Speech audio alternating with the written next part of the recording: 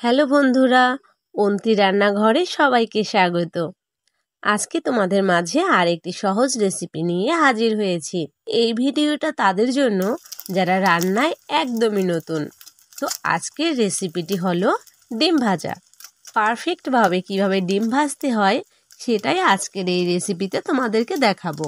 এবার একটি পাত্রে কাঁচামরিচ, পেঁয়াজ, লবণ দিয়ে ভালো করে মেখে নিলাম। এরপরে একটি ডিম ভেঙে এর ভিতরে দিয়ে দেব। এখন একটি চামচ দিয়ে ভালো করে সব কিছুর সাথে মিশিয়ে নিব। এবার কড়াই গরম হলে তাতে তেল দিয়ে দিব। তোমরা এখানে সরিষার তেলটা দেবার চেষ্টা করবে, তাতে ডিমের টেস্টটা অনেকটা ভালো লাগে। তেল গরম হলে এবার কড়াইতে ডিমের মিশ্রণটি দিয়ে দেব। এরপর ভালো করে দুপাশ কিছু সময় অল্প জালে ভেজে নিয়ে নামিয়ে নিব।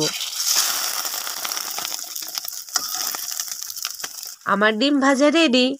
তোমরা গরম ভাতের সাথে অথবা পান্তা ভাতের সাথে এইভাবে ডিম ভাজি করে খেতে পারো।